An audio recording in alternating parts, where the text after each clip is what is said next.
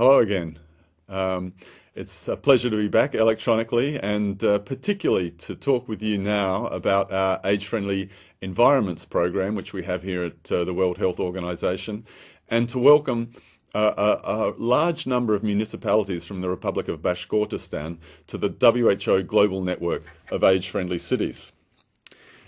When I spoke to you before, I emphasized how quickly the world is aging and that this is no different for Russia. That by 2050 a very large proportion of the Russian population will be over the age of 60. Now, we often talk about this as if it was a problem, but at WHO what we want to do is make sure that the resource that is inherent in older people becomes available and freed up for society, for communities, for families.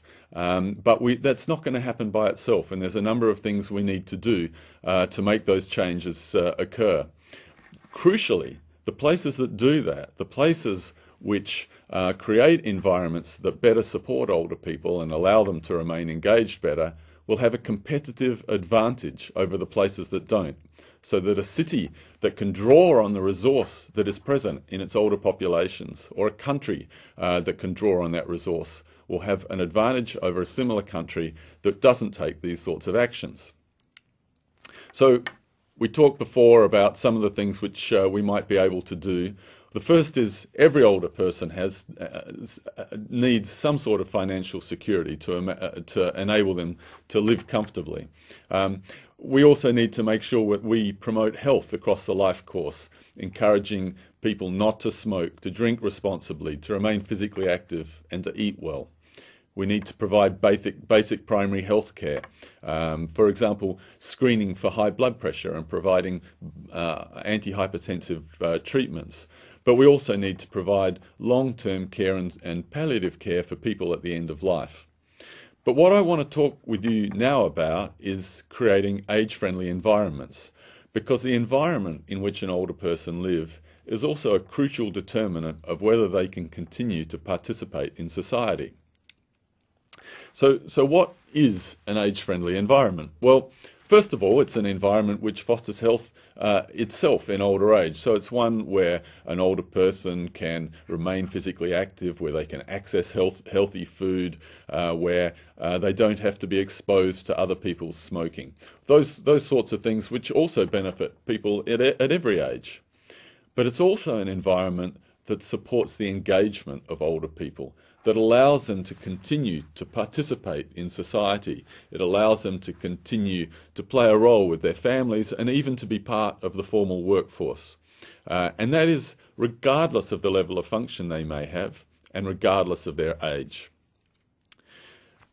A number of years ago, WHO had a project which involved 32 communities from around the world, including one from Bashkortostan, Tuzhmazi. Excuse my pronunciation. And that project identified 6 domains of city living, 8 domains of city living, which we might look at if we wanted to create a more age-friendly environment. So it identified outdoor spaces and buildings, whether people have access to public buildings, or do they have to walk up a long flight of stairs, or do they have a park nearby where they can relax and recover after the stresses of daily life?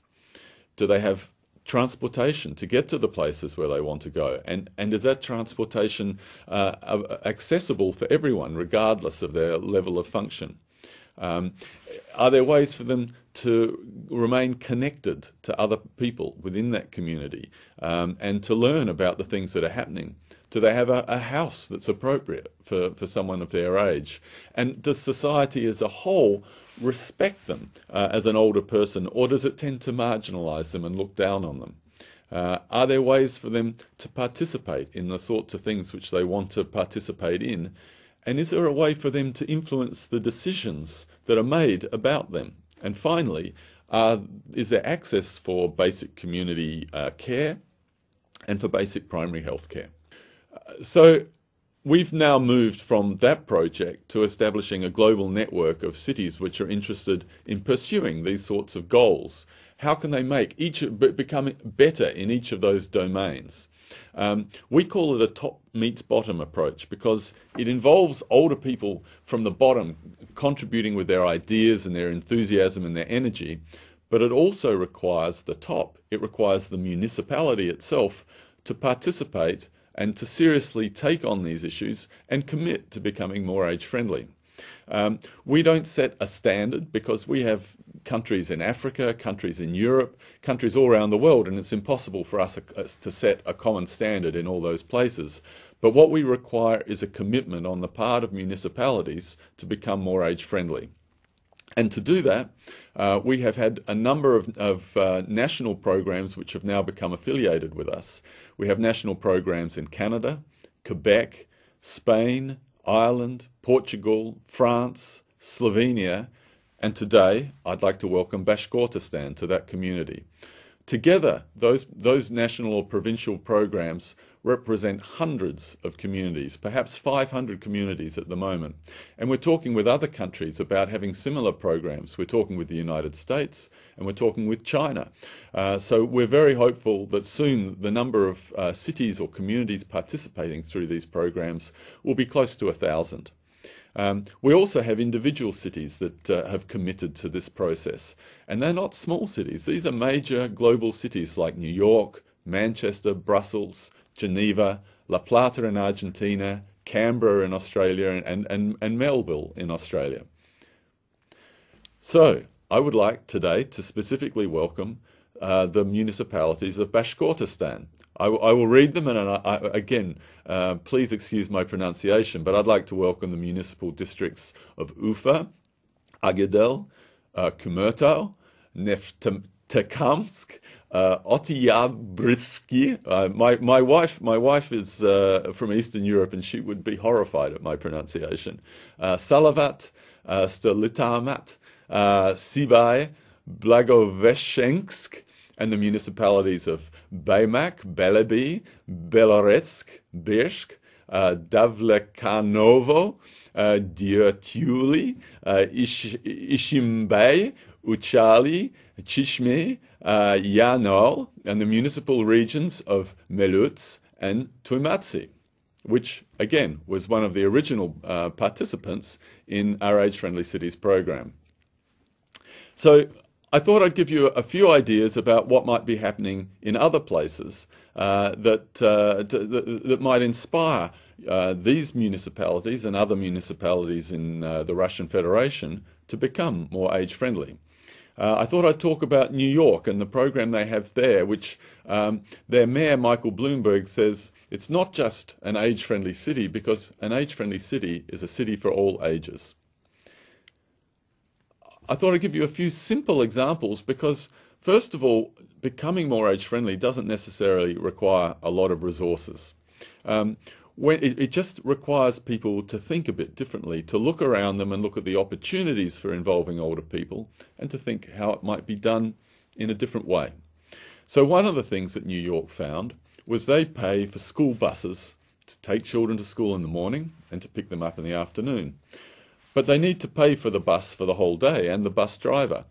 And what they suddenly realized was there was a resource there that could be used by other people. And so now they're looking at how they can use those buses, the school buses, to take older people places in the middle of the day.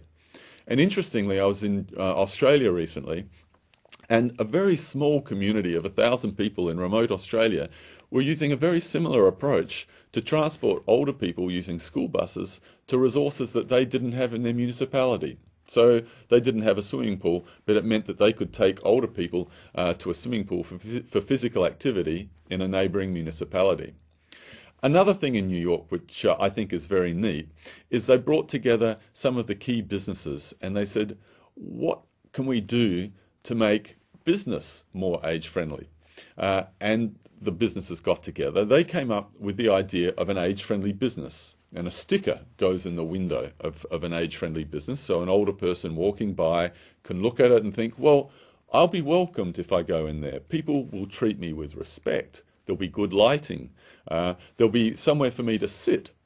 And above all, there might be a toilet I can use, because older people repeatedly say one of the things that limits them going out is access to toilets. but municipalities don't want to spend a lot of money building new toilets. But businesses often already have these. This becomes a win-win for everybody. It provides a resource to older people. It doesn't cost business anything. It doesn't cost government anything. And yet it means the business gets an extra person coming in the door, somebody who may buy some of their products. A much bigger part of the New York Age-Friendly Cities program is something called Safe Streets for Seniors. Now, this did cost some money. What they did was they looked around New York and they identified the areas where there were the highest numbers of motor accidents involving older people. And this is a map of an area in the south of Manhattan in New York City. And you'll see it's quite a large area involving a lot of people because New York is obviously a very dense place. And so this was an area they identified where they needed to include in the project. They had 25 areas like this. And in each of them they went in and they looked at how could we make this a safer community. In this area, one of the things they first identified was traffic crossing speeds. So when an older person goes to cross the road at a traffic light, if they are not very mobile, they need a little bit longer than somebody else to cross the same road. That requires you to slow down the traffic crossing speed, to change the traffic lights so there's a little bit more time. They did this. And if you do it in one traffic crossing in New York City, you have to change almost every traffic crossing in New York City because they're all connected by computer. So it was quite a major undertaking. But again, it didn't cost anything, but it created a more age-friendly environment. Here's another example of something they did. And you'll see here, this is a rather strange intersection in Chinatown. And you'll see down the bottom that there's a road that sort of goes to the left and then there's an island in the middle and some people are coming across from one side. And it's rather unsafe, but it's also a waste of space. So what the planners did was they decided to shut off that little road that connected on an angle and to join it with the existing traffic island to create a recreational area. It didn't cost them very much money. They basically put up some bollards to prevent cars coming through. They put up a few plants in pots and a few seats for people to sit on. And then they just painted the road a different colour. So it wasn't a major engineering works, but it's one that's completely restructured the way this intersection and this pedestrian area operates. They did this in 25 communities around New York.